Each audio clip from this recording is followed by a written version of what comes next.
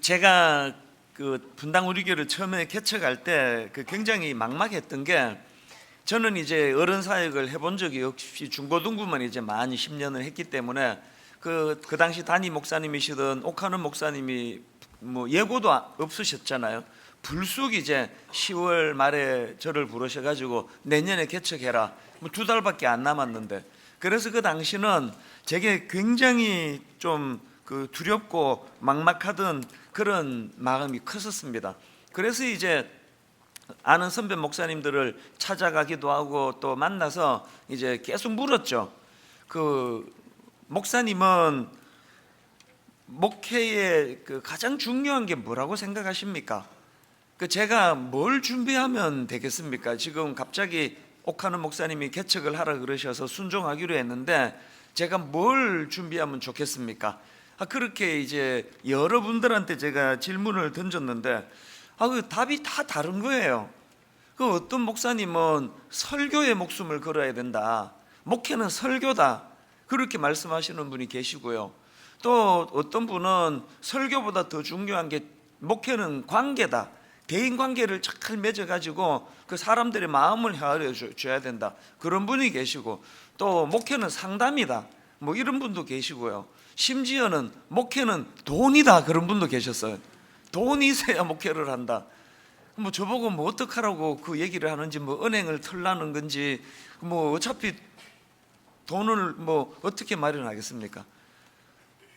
뭐 여러 각도로 이제 또 어떤 목사님은 목회는 인격이다, 인격이 제일 중요하다, 뭐 그런 말씀도 하시고요. 그래서 들으니까 자꾸 또 헷갈리는 거예요. 뭐가 진짜 목회의 본질이고 그 목회에서 제일 중요한 게 뭔가, 그런 이제 헷갈리는 생각을, 또 이제 목회의 방향을 어디다 둬야 되는지를 잘 모르고 있던 그 즈음에 그때 제가 성경 한 구절을 발견했는데요. 디모데전서 2장 1절 말씀입니다. 그러므로 내가 첫째로 권하노니 모든 사람을 위하여 간구와 기도와 도고와 감사를 하되. 여러분이 다 아시겠지만 이 디모데전서는 목회 서신입니다. 그러니까 바울이 에베소 교회를 그 젊은 디모데에게 물려주고, 그리고는 그 젊은 후계자 디모데에게 어떻게 목회해야 되는지를 권면하는 서신이 이게 디모데전서거든요.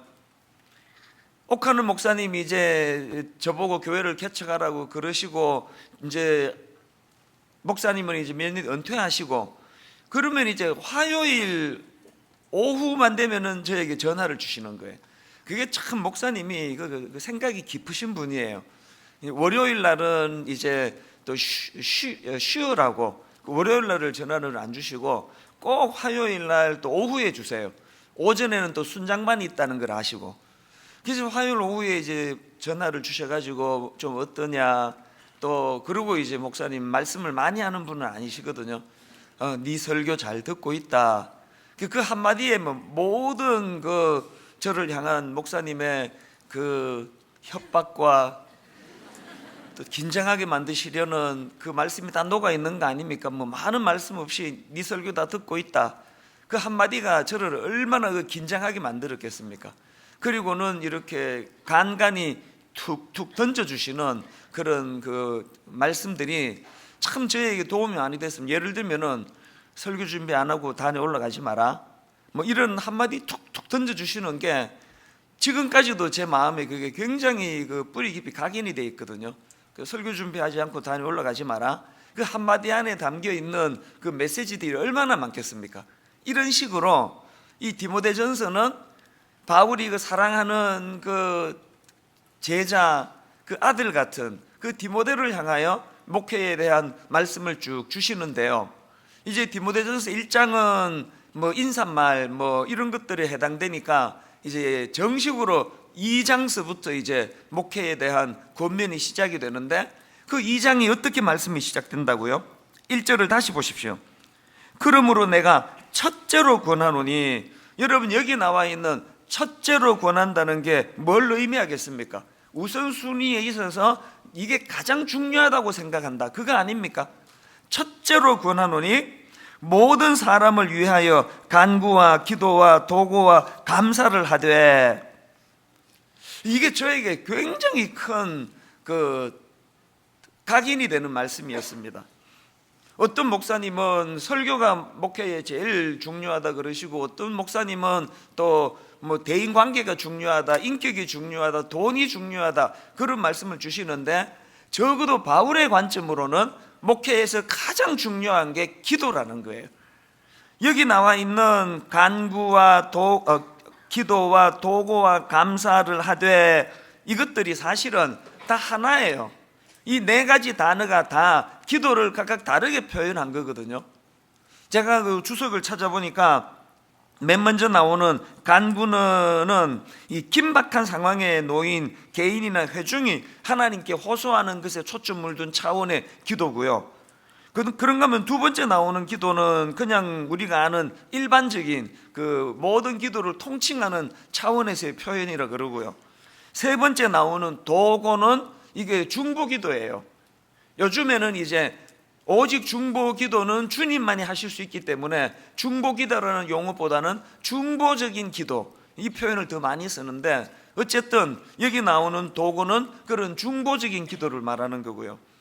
마지막 네 번째 감사는 그야말로 하나님 은혜를 생각하며 감사로 드리는 기도를 이렇게 표현했다는 거예요. 이 네 단어가 다 기도와 관계되는 건데, 그런데 첫째로 권하노니, 가장 우선순위에 있어서 가장 중요한 것이라고 하는 것이 이 기도라는 게, 기도.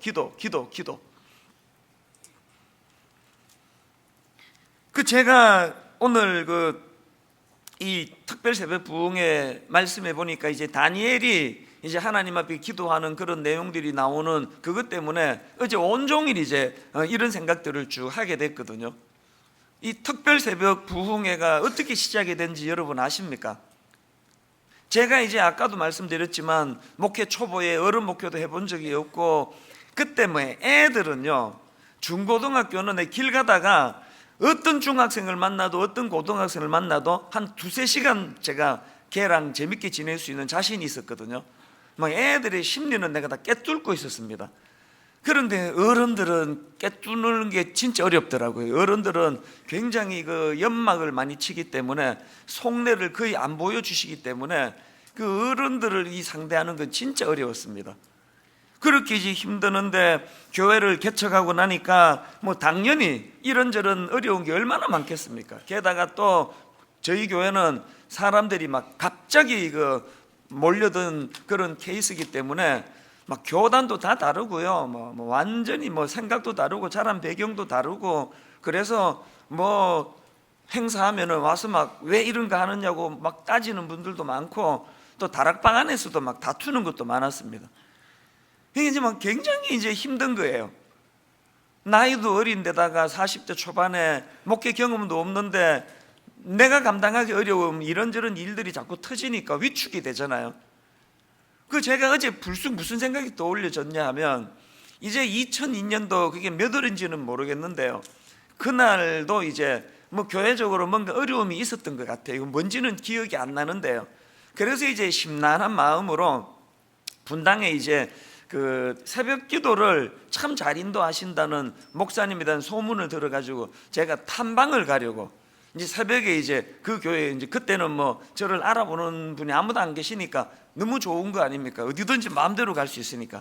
그 교회 가가지고 맨 뒤에 앉아서 이제 새벽 기도를 드리고요, 메모도 하고 뭐 그렇게 하고, 이제 그 다음에 제가 그때 분당에 이 서현동에 있는 어느 기독교 크리스찬 의사분들이 만든 병원에 가끔씩 가서 이제 아침에 가서 설교를 해드리고는 했는데요.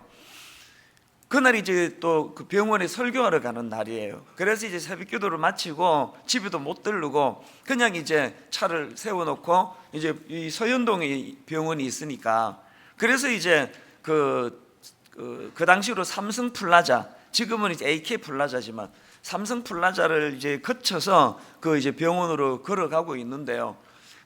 삼성 플라자 1층에 그 복도를 지나가고 있는데, 이 성령님의 일하심이라는 거는요, 막 오늘 이런 날처럼 막 사모하고 구하고 막 성령이여 임하소서 그렇게 찬양을 부르면서 기도해서 임하실 때도 있지만, 우리 안에 성령님이 계시잖아요.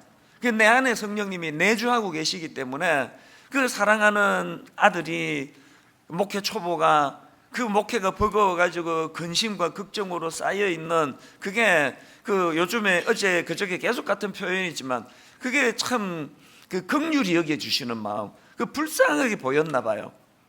그날도 이제 그 남의 교회 가서 새벽기도 드리고 걱정은 많죠. 이걸 어떻게 헤쳐나가야 될 건가, 내 힘으로는 이게 잘 안 되고 그 목회를 그만두고 싶은데 그만둘 수는 절대로 안 된다는 걸 내가 너무 잘 알고 그렇게 너무너무 근심이 많았는데요, 그 삼성 플라자 그 위치를 지나갈 때마다 저는 종종 그때를 떠올려요. 전혀 예기치 않은 성령님의 강한 그 뭐라고 표현해야 될까요? 그 표현이 되지 않는 그 마음에 그 불안하고 근심이 많고 두려운 마음들을 이렇게 그 햇볕이 딱 비치면은 안개가 싹 물러가듯이 그 마음에 막 이제 기쁨이 회복되기 시작하는데요, 그 현장을 내가 떠날 수가 없었습니다. 그래서 그때는 이제 거기에 그 벤치가 있었는데요, 그 실내에 그 벤치에 제가 앉았는데 형언하기 어려운 기쁨을 주시는 거예요. 그래서 그 벤치에 앉아가지고 불렀던 노래, 제가 이 메모를 찾아보니까 이 두 곡을 제가 메모를 해놨더라고요. 찬양하라 내 영혼아, 찬양하라 내 영혼아. 요새 네 목소리가 좀 노래도 막 살아나는 것 같아. 5초 전에 불안하고 근심이 많고 이 목회를 어떻게 헤쳐나가야 돼, 그때 뭔 일인지는 모르지만 교회 안에 또 뭐 이런 다툼이 있고 그랬었는데 성령님이 제 안에서 이 찬양을 주시는 거예요. 그리고 이제 그 다음에 두 번째 곡이 문드란 머리 들어라. 그래서 우리 교회가 거의 전통적으로 특세 시작할 때 한 맨 마지막 날 이 찬양을 불렀던 것도 거기서 나온 거예요.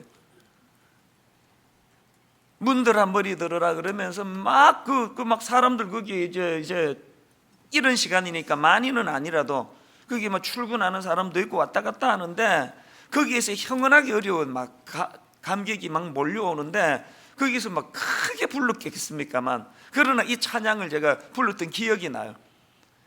찬양하라 내 영혼아, 찬양하라 내 영혼아. 그리고 문들아 머리 들어라, 이 가사가 생각이 안 나가지고 이것밖에 인용을 못 하는데요. 전쟁은 뭐 하여튼 이런 찬양이었는데 계속 이제 문들아 머리 들어라 밖에는 말씀을 못 드리네요. 그래서 이제 문들아 머리 들어라 막 이 찬양을 부르면서 그 벤치에 제가 그때 앉아 있었는데 그때 성령님께서 이제 어제 제가 메모를 찾아보니까 이렇게 적혀 있더라고요. 들어보세요. 그때 들려주신 성령님의 메시지는 이것이었습니다. 그들이, 이제 우리 교회 초창기 성도들을 말하는 거겠죠. 그들이 입술에 재갈 물리는 것을 몰라서 못하느냐, 알지만 능력이 없어서 못하지 않느냐, 이것이 우레소리처럼 내게 들려졌습니다. 그때 깨달은 것이 입술에 재갈을 물리는 것도 영적인 능력이라는 사실입니다. 이웃을 사랑하고 품는 것도 능력이라는 사실입니다. 나와 기질이 다른 사람을 품을 수 있는 것도 능력이라는 사실입니다. 영적인 능력이 없으면 사랑하고 싶지만 못합니다. 지금까지 성도들에게 왜 그렇게 못하느냐고 다그치고 책망만 했지, 성도들이 이런 약함을 뛰어넘는 능력을 얻도록 도와주지를 못했다는 것. 제가 메모해 놓은 게 이런 내용이었습니다. 무슨 일인지는 모르지만 이제 뭐 여러 다른 그 성향의 또 교단의 사람들이 모이다 보니까 뭔가 뭐 분쟁이 있었겠죠. 이런 부분에서 이제 성령님이 그 삼성 플라자에서 제 마음속에 알지만 능력이 없어서 못하는 걸 계속 니는 그냥 그렇게 하면 안 된다 이런 말만 하고 있다는 그 깨달음을 저에게 주셔가지고요. 그래서 제가 그 자리에서 하나님 앞에 무슨 기도를 드렸냐 하면 그 벤치에서요, 주님, 오늘 이후로 분당 우리 교회는 영적인 능력을 공급하는 교회가 되겠습니다. 기도하는 교회가 되겠습니다. 그래서 시작한 게 특별 새벽 부흥회예요.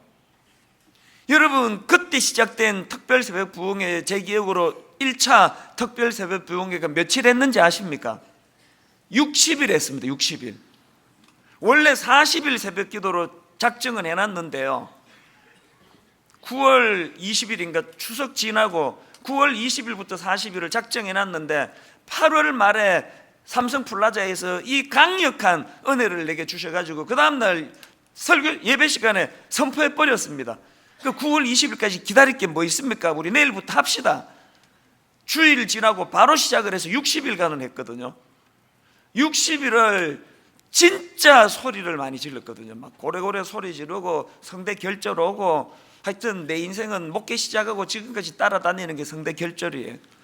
계속 목 상하고 그러면서 새벽마다 그렇게 시작을 했단 말입니다.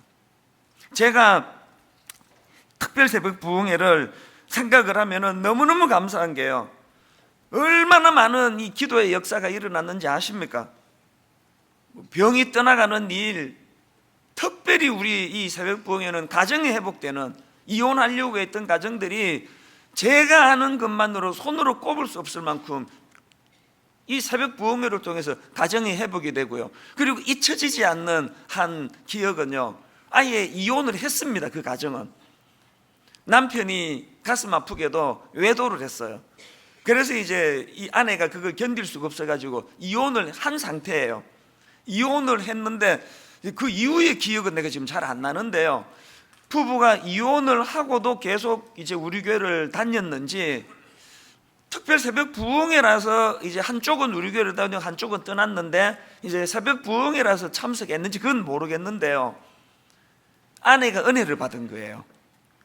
그래서 이제 그 남편을 용서하기로 하고, 내가 너무 감동적이었던 게 새벽 부흥회가 끝나던 마지막 토요일 날, 그때가 뭐 40일을 했는지 30일을 했는지 모르겠지만 새벽 부흥회 끝나고 토요일 날 옆에 있는 제 방에서 두 분의 재언약식을 했습니다. 재결합, 제가 진행을 맡아가지고, 그래서 남편은 다시는 그런 부끄러운 자리에 빠지지 않기로 아내에게 다짐을 하고, 아내는 모든 지난 시간들을 다 듣고 그렇게 하나가 되는 것으로, 그리고 부부가 그렇게 해서 다시 재결합을 했어요. 이혼한 가정이. 이런 놀라운 역사들이 이번 이 특별 새벽 부흥회를 통해서 많이 일어났거든요. 어제 제가 이런 것들을 쭉 정리하면서, 요즘에는 막 이제 수면이 당연히 부족하니까 몽롱한 가운데도 너무너무 가슴이 벅차더라고요. 제가 오늘 이렇게 말씀을 시작하는 거, 아까도 말씀드렸지만 여러분, 이번 특별 새벽 부흥회 때 이 역사와 전통이 이어져서 이번 부흥회 때 병이 떠나가는 역사가 일어나기를 바랍니다. 이번 새벽 부흥회 때 저처럼 마음은 심란하고 져야 되는 짐은 너무 무거운데 감당하기가 어려워서 온 마음이 근심과 염려와 두려움으로 꽉 차 있어 그 삼성 플라자를 지나가는 것과 같은, 저 같은 그 당시에 그 두려운 마음이 엄습해 있는 분이 계시다면 저에게 임하신 성령님이 이 새벽에 여러분에게도 임하게 될 줄로 믿습니다.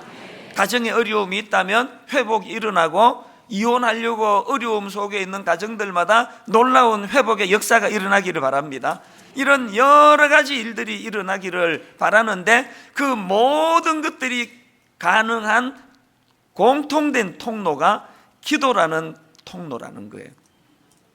자, 오늘 말씀을 이제 이런 맥락으로 풀어나가려고 하는데요, 어제 말씀드린 것처럼 이제 다니엘에게 위기가 찾아오지 않았습니까? 다니엘 2장 13절에 왕의 명령이 내림에 지혜자들은 죽게 되었고 다니엘과 그의 친구들도 죽이려고 찾았더라. 이런 절박한 위기가 찾아오니까 다니엘이 이제 16절에서 시간을 좀 달라, 그러면 내가 왕의 그 꿈을 해석해 주겠다, 그렇게 제안하고는 17절, 이에 다니엘이 자기 집으로 돌아가서 그 친구 하냐냐와 미사엘과 아사나에게 그 일을 알리고, 이제 여기까지가 어제까지 살펴본 내용 아닙니까? 지금 이제 바로 그 다음 18절에 보니까 그 절박하고 다급한 상황에서 다니엘이 그 친구들을 왜 찾아갔는지에 대한 이유가 이제 나오는데요, 18절 우리 같이 한번 읽어보시겠습니다. 시작. 하늘에 계신 하나님이 이 은밀한 이에 대하여 불쌍히 여기사 죽임을 당하지 않게 하시기를 그들로 하여금 구하게 하니라. 그 절박한 상황에서 다니엘이 딴 데 안 찾아가고 친구를 찾은 거는 한마디로 말하면 친구들에게 중보기도 부탁하러 간 거예요. 지금 이런 위급한 상황이 왔다, 기도하자 우리. 이게 중요한 포인트예요. 여러분 그 다니엘 1장을 보실 때 다 아시지만 그는 최소로 그 열흘 동안의 테스트를 거쳐가지고 왕의 신임을 받던 그런 상황 아닙니까? 그리고 또 다니엘 1장 20절에 보니까 왕이 그들에게 모든 일을 묻는 중에 그 지혜와 총명이 온 나라 박수와 술객보다 10배나 나은 줄은 아니라, 한마디로 말해서 다니엘은 지혜와 총명이 10배, 그러니까 머리 팍팍 돌아가는 사람이에요. 이 멍청한 사람 아니에요. 머리가 막 10배로 잘 돌아간다. 솔직히 우리도 뭐 어지간하게 머리 잘 도는 사람 아닙니까? 우리 뭐 머리 안 도는 사람 누가 있습니까? 머리 팍팍 잘 돌아가는데 이런 우리보다 10배나 머리가 잘 돌아가는 게 그게 다니엘이라면 그 막 머리 팍 굴리면서 답 찾을 게 많을 거 아닙니까? 그 모든 걸 뒤로 하고 친구에게 가서 기도를 하자고 권면하는 이 모습에서 뭘 배워야 되겠느냐는 거예요. 어제 말씀드렸잖아요. 다니엘이 그 왕의 꿈 문제로 지금 어려움이 있을 때 시간을 달라고 말하는 것 자체가 그게 믿음의 행위예요. 그 답이 자기 안에 있으면 바로 설명해주고 답 찾으면 되지, 문제 해결하면 되지, 시간 달랄 게 없잖아요. 시간을 달라는 게 뭘 의미하는 거예요? 이 문제 해결의 열쇠는 내가 갖고 있는 게 아니라는 거예요. 주님이 갖고 계시는 걸 알기 때문에 우리에게 회복해야 되는 게 이거예요. 우리는 그냥 시간 달라 없어요. 막 바로 자기가 해결할 것처럼 달려들다가 문제를 일으키고 덧날 때가 얼마나 많으냐고요. 그 성격 급한 베드로가 지금 나를 명하사 물 위로 오라 하소서, 이게 베드로의 자기 급한 성격을 뛰어넘는 신앙 고백이거든요. 그 급한 베드로가 평소 같으면 그냥 막 주님이다 그러면 벌써 뛰어내리고 생각하는 게 베드로인데, 그런 상황에서도 주님이 원하시면 나를 명하사 물 위로 오라 하소서. 이게 요즘으로 말하면 주님의 뜻을 구하는 기도 아닙니까? 기도. 우리가 다니엘에게서 배워야 되는, 우리 느부갓네살에서 느부갓네살이란다, 바벨론에서 느부갓네살과는 다른 사람, 제가 느부갓네살에서 바벨론과 다르게 살려면 이런 말을 할 뻔했는데요. 수면 부족이에요. 오늘 주제가, 이번 특세 주제가 그 바벨론에서 그리스도인으로 살기 아닙니까? 우리가 바벨론에서 느부갓네살 왕과 같은 부류와는 좀 다르게 살기 위한 첫 번째 관문이 뭐라고요? 뭐든지 바로 결정하고 바로 판단하고 머리 팍팍 잘 돌아간다고, 나도 10배 빠르다 그러면서 뭐든지 적석에서 지멋대로 결정하던 그 태도를 내려놓고 시간을 벌어야 돼요. 시간을. 뭐 하는데 시간을 벌어야 돼요? 기도하는데. 뭐 하는데 시간을 벌어야 돼요? 기도를 통해 하나님 뜻을 구하는데 시간을 확보해야 돼요. 오늘도 내가 그걸 느꼈는데요. 지난 16년, 17년 이렇게 어리버리한 이찬수 목사가 담임 목사로 있는 분당 우리 교회가 그래도 이렇게 혼미한 적이 한 번도 없고, 갈등 한 번도 없고, 교회 쪼개진 적 한 번도 없고, 분쟁 한 번도 안 일어날 수 있었던 근원적인 출발이 어디서 나오는지 아십니까? 저는 새벽에 모든 활동을 시작하기 전에 적어도 2시간 내지 3시간 정도, 이 시간은 언제부터 시작했는지 기억이 잘 안 나요. 적어도 10수년 동안 지켜오는 게 그거거든요. 그래서 저는 특세가 별로 힘들지 않아요.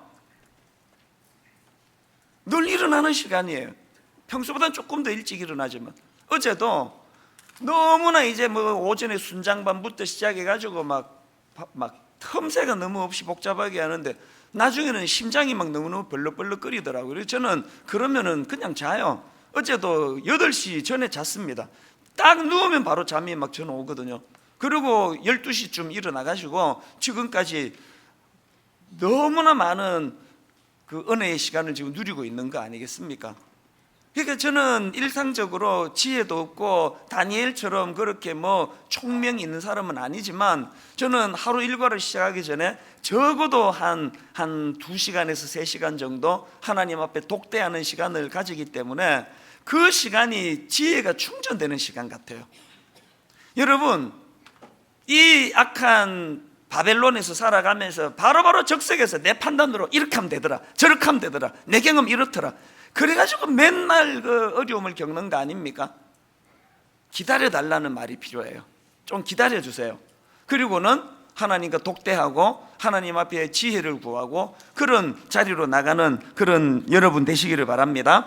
그런데 여러분, 여기서 중요한 한 가지 포인트를 제가 좀 살펴드리고 싶은데요. 자, 18절을 한번 다시 보시기 바랍니다. 하늘에 계신 하나님이 이 은밀한 일에 대하여 불쌍히 여기사 다니엘과 친구들이 바벨론의 다른 지혜자들과 함께 죽임을 당하지 않게 하시기를 그들로 하여금 구하게 하니라. 여러분, 여기 나오는 구하게 하다라는 이 단어가요, 히브리어 동사로 바하라는 단어예요. 이 바하라는 단어는 찾다, 간청하다, 구하다, 이런 뜻을 갖고 있는데요. 이 다니엘 2장에서 이 바하라는 단어를 가지고 진짜 중요한 메시지 하나를 찾을 수 있는데, 그게 뭐냐 하니까 이 바하라는 단어가요, 2장 13절에도 같은 단어가 나옵니다. 2장 13절을 보시기 바랍니다. 왕의 명령이 내림에 지혜자들은 죽게 되었고 다니엘과 그의 친구들도 죽이려고 찾았더라. 여기 나오는 찾았더라가 이게 원어로 바하예요. 지금 바하가 두 번 나오는데요, 하나는 다니엘의 행동에서 바하가 나오고 하나는 또 느부갓네살 왕에게서 바하가 나오거든요.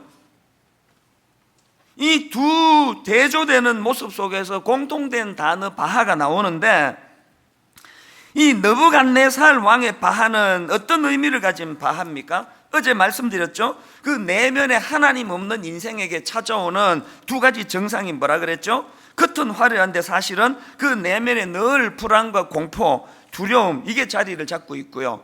또 하나 공통점이 뭐라 그랬습니까? 바로 그런 자기 내면의 문제를 타인에게 자꾸 책임 전가시키는 거 아닙니까? 자기가 지금 꿈 잊어버리고 자기가 지금 내면에 불안한 걸 왜 그 술사들과 지혜자들 탓으로 돌려 죽이느냐고요. 이런 느부갓네살의 행동에서 나타나는 바하는요, 한마디로 말하면은 그저 눈에 보이는 현상에 집착하고 그 눈에 보이는 것만을 추구하고 자기의 모든 문제를 남에게 전가시키는 차원에서의 바하예요. 어떻게 뒤집어 씌울 사람 없나? 어떻게 내 이 문제, 지금 아직 정확하게 규명이 안 돼서 이거는 확정된 건 아니지만 지금 메르스 중동에서 이거를 옮아오신 분이 엄청 곤욕을 치르고 있다 그러잖아요. 지금까지의 정황으로 봤을 때 이미 그 감염이 됐다는 걸 본인이 알고 있으면서 자기 가족은 보호하고 그러면서 택시를 타고 이런 거에 대해서 이제 추측하면서 막 청와대에 청원을 하고 그런 기사를 제가 봤거든요.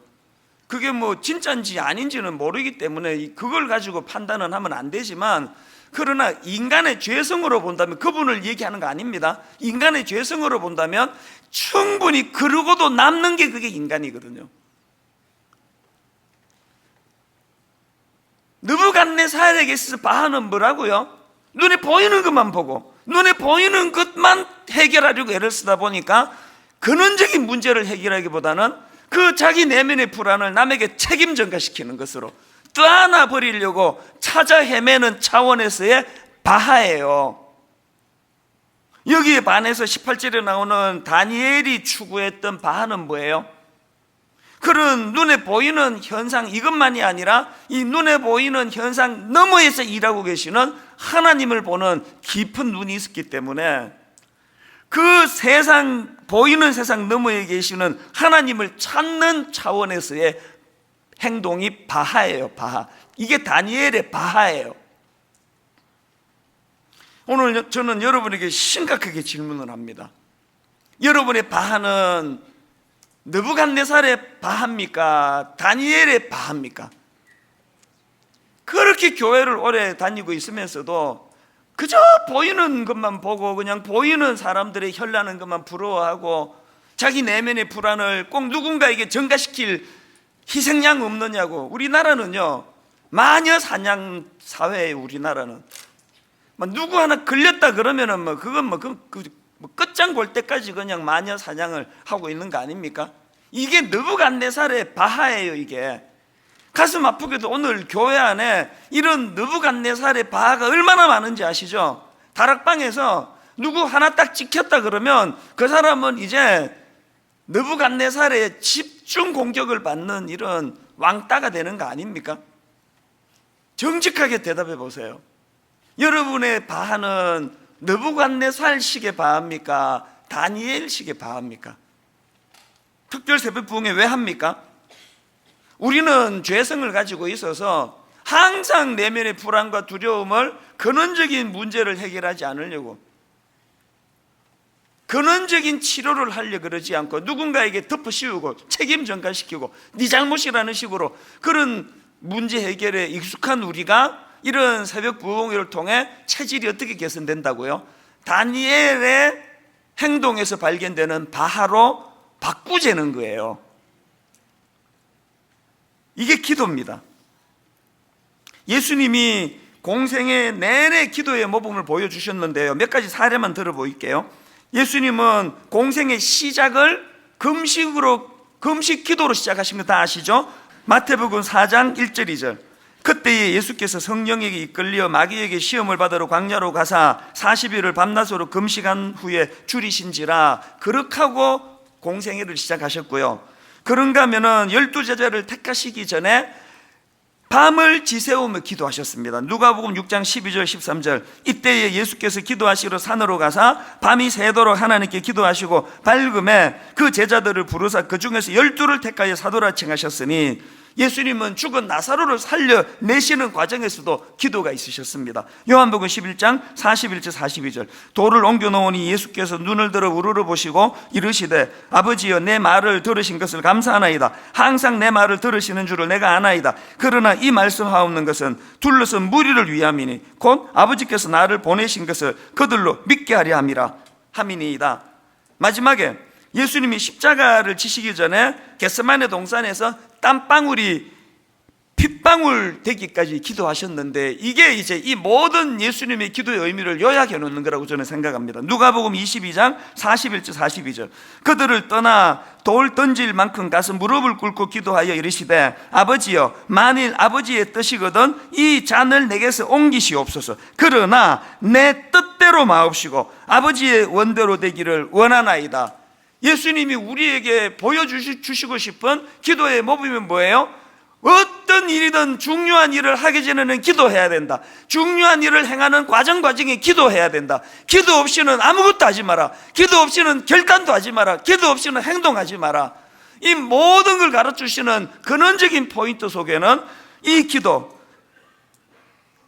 만일 아버지의 뜻이거든 이 잔을 내게서 옮기시옵소서. 그러나 내 뜻대로 마옵시고 아버지의 원대로 되기를 원하나이다. 이게 느부갓네살의 바하가 아니라 다니엘의 바하로 덧있는 인생의 모습 아닙니까? 오늘 저는 말씀의 결론을 이제 또 뭐 더 다룰 게 있지만 이제 새벽에 기도해야 되니까요, 또 다음으로 미루기로 하고요, 편지 하나 읽어 드리는 것으로 오늘 말씀을 제가 마무리하려고 하는데요. 제가 이제 결혼 주례를 하면 꼭 이제 그 신랑 신부에게 자기 부모에게 그동안 주셨던 보온의 그 편지를 내게 써갖고 갖고 와라, 이 숙제를 꼭 내주거든요. 어느 편지에서 너무나 제 마음이 오래 묵는 대목이 하나 있었는데요. 그 신부가 아마 그 어릴 때 미국으로 유학을 갔나 봐요.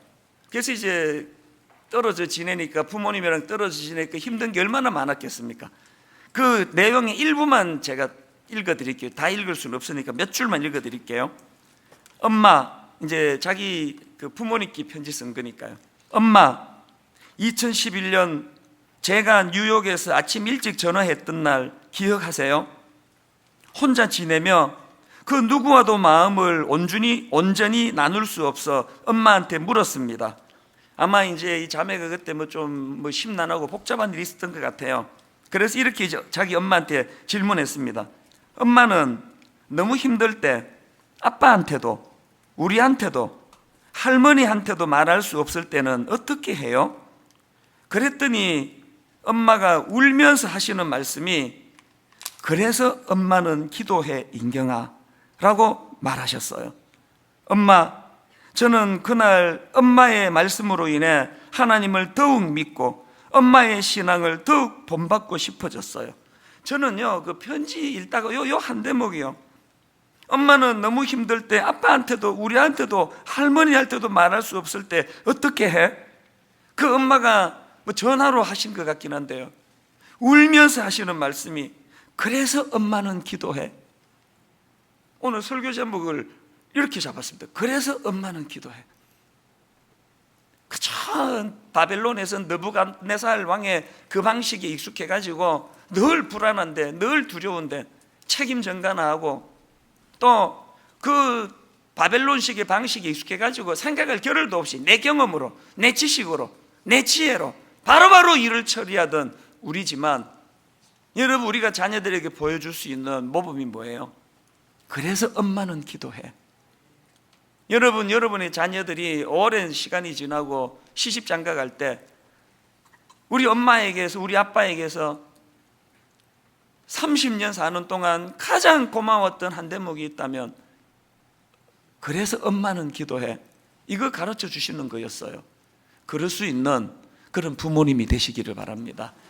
자, 여러분, 이제 이번 주 내내 우리 이 찬양을 계속 부르는데요, 오늘은 이제 거룩하신 성령이여 우리에게 임하소서, 이 찬양을 같이 먼저 부르고 그 다음에 이제 성령이여 임하소서 이 찬양으로 연결할까 하는데요, 오늘 내내 이 찬양 부르는 동안에 이 상징적으로 이 한 대목이 머릿속에 떠올려지면 좋겠습니다.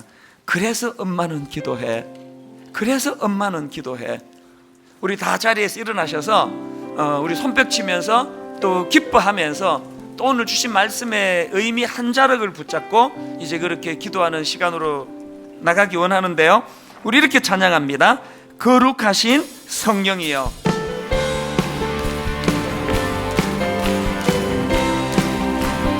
거룩하신 성령이여,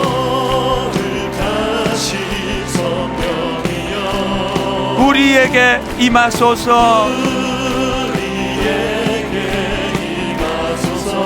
성령의 불로 오셔서 세상 헛된 마음 태우소서. 우리가 간절히 사모해야 됩니다. 손들고 주를 바랄 때 성령이여, 성령이여, 성령이여 임하소서. 자, 여러분, 아까 말씀드렸던 거요, 성령님은 어디 멀리 출장 가셨다가 우리가 막 이 시간 부르짖으면 그렇게 달려오시는 게 아니에요. 오해하시면 안 됩니다. 내 안에 계세요. 그래서 우리가 막 어떤 문제를 가지고 막 부르짖고 성령이 임하소서 기도도 해야 되지만요, 일상 속에서 그분이 내 안에 계시기 때문에 그분을 근심케 하는 죄된 요소를 몰아내고 나면은 삼성플라자로 가면서 저는 성령께 구하지도 않았고요, 그냥 근심만 하고 있었을 뿐이에요. 목회를 이거 어떻게 해야 되나? 이 문제 어떻게 풀어야 되나? 그냥 걱정만 많았을 뿐이에요. 내 안에 계시는 성령님께서 전혀 제가 의도하지도 않고 구하지도 않았는데, 그것도 교회도 아니고 백화점 그 1층을 지나가고 있는데 긍휼히 여기시는 그분이 저 안에 주시는 말씀과 메시지가 오늘 분당 우리 교회 큰 목회의 방향을 잡는 건 다 그렇게 나온 거예요. 40일 작정하고 얻은 것들도 40일 작정하고 얻은 거 없습니다. 기도하다가 구한 것도 물론 많이 있지만 여러분이 두 가지를 마음에 담고 기도하셔야, 찬양 불러야 되는데요, 성령님을 근심하게 만드는 죄된 것들을 주님이 이 시간 다 내쫓아 주시기를 바랍니다. 내 안에 성령님을 근심하게 만드는 죄된 것들이 회개하게 될 때, 회개의 역사가 일어날 때 성령님이 일하시기 시작하고요, 그런가 하면은 진짜 내 안에 성령님이 오늘 말씀 그대로 다니엘의 그 바하가 일어나기를 원합니다. 우리 한 번 이 찬양 손뼉 치면서 큰 소리로 그러면서 마음에 사모하면서 아버지 내 안에 거룩이 회복이 되기 원합니다. 거룩하신 성령이여. 우리 다시 한번 찬양하시겠습니다.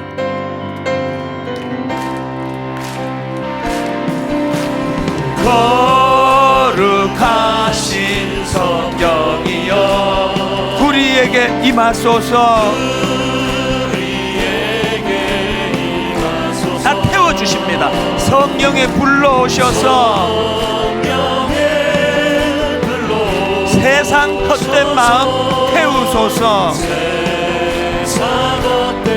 사모하는 마음, 손 들고 주를 바랄 때, 들고 주를 바랄 때, 성령이여, 성령이여, 성령이여, 성령이여, 임하소서. 거룩하신 성령이여, 거룩하신 성령이여, 우리에게 임하소서.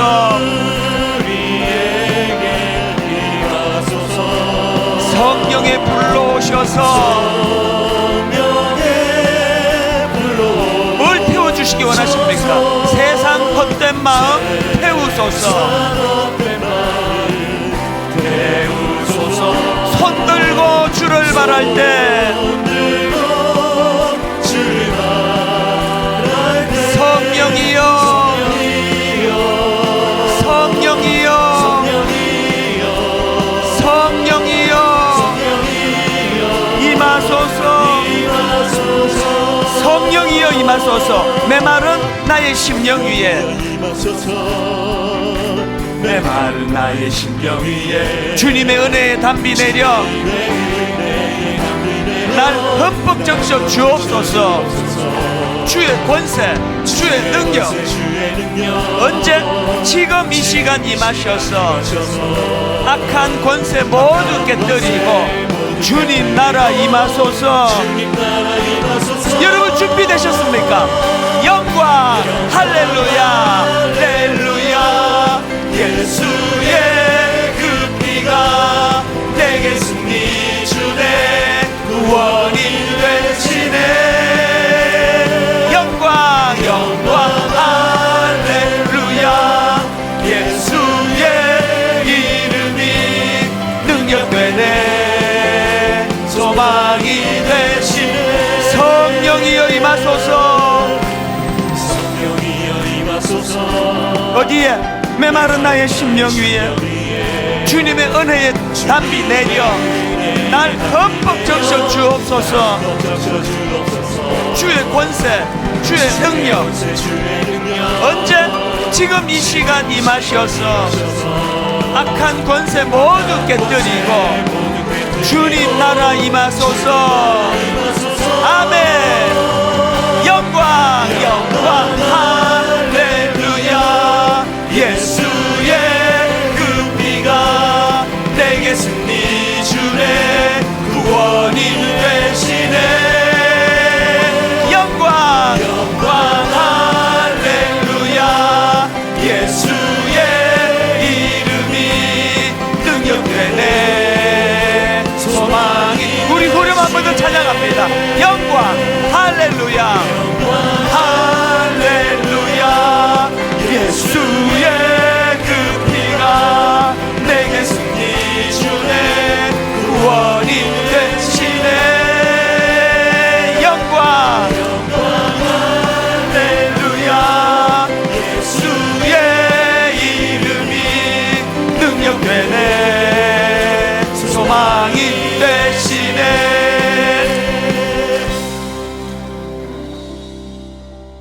그래서 엄마는 기도해. 그래서 엄마는 기도해.